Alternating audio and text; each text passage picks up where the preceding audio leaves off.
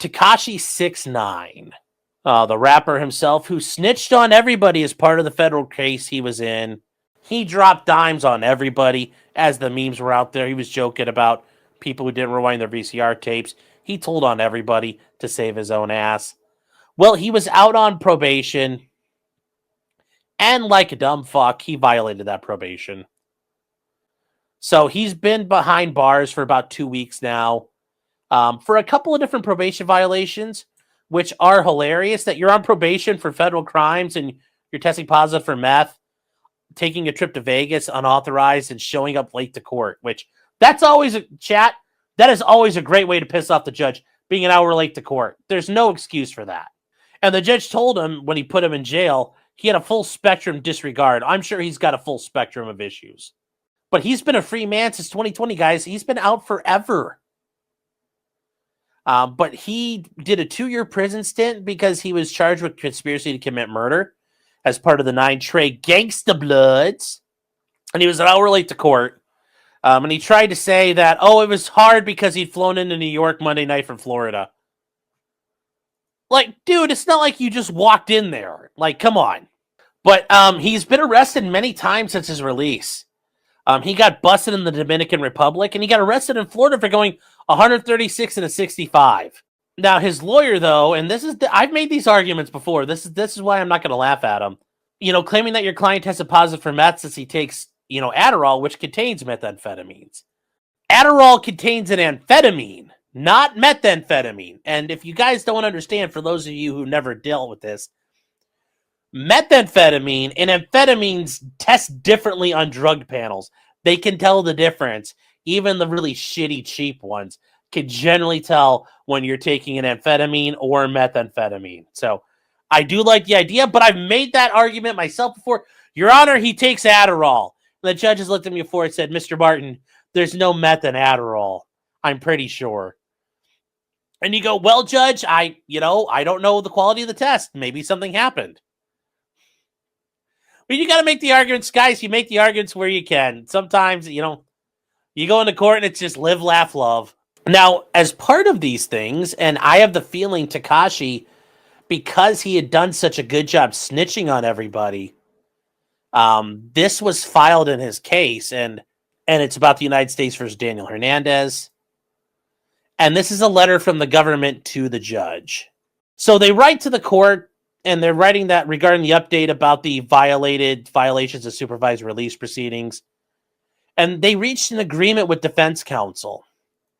And that on November 12th, the defendant will admit to the 5 specifications detailed in the amended violation report. And the court requests that the witness is scheduled, previous scheduled for the November 12th hearing, including the 2 probation officers from Southern Florida, be excused from appearing.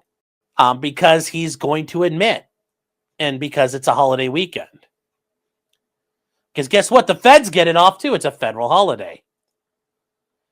They point out that the government understands that following his admission to the above described specifications, he is prepared to immediately proceed to sentencing. And once you violate probation, you can admit and then you proceed to sentencing. At his sentencing, the government and probation will jointly and respectfully recommend the following sentence be imposed. 30 days incarceration, followed by a new 1-year term of supervised release, a new 1-year stint of probation, which he will then be on house arrest for the first 30 days. The first 30 days, he can't leave at all. The second 30 days, he can leave to go fulfill his community service, and then he's on a curfew for the next 30 days. So they're coming up with a way to restrict him because apparently he can't act like a fucking adult. And this is how probation works, guys. When you are on probation, they can get very, very, very creative in how they do things. The courts, and this is something here in Ohio, for example, when you enter a plea, when the court's going through things, part of your plea agreement, you acknowledge probation and community control. The court can give you any number of sanctions it deems appropriate. Your probation officer can assign you things to do. You're always given the idea of what you do with all that stuff. So they might make you do things, take classes, attend things, whatever it is they may do. Restrict your movements, restrict who you're associating with. probation, as somebody once said, yes, they are the fun police. And they are very creative in what they can do. They also point out during the first 90 days, he will submit to electronic monitoring, meaning he's going to be on an ankle monitor. Upon release from his 30-day term of imprisonment, he will surrender his passport to probation and will not travel internationally for 1 year. After he's no longer on any curfew, he may travel domestically for work, but only with probation's approval and only after providing notice on a schedule dictated by probation. And that is a very common thing. When people are on probation, this happens all the time. People will come to you and say, "Hey, Sean, I need to get permission to go somewhere. I got to go to New York for a funeral." Okay, when is it? Tomorrow. I can't get you permission that quick. Or, hey, I just took a job with a company and they're sending me to do a job over in Pittsburgh. Okay, well, when is it? Oh, we leave tomorrow, and if I don't go, I'm fired. And then you ask them, you're like, well, when did you learn about this? Because, we'll try to file a motion quickly. The court's going to look at your guy and say, yeah, when did you learn about this? Oh, yeah, I learned about this like 2 months ago. And for Tekashi, I'm sure he had to go to Vegas to do a gig. I'm sure that was booked well in advance. It wasn't booked on 5 minutes notice. And even then, the probation department's usually going to say, nope. And this is the issue. He is trying to do what he wants, and they are the fun police.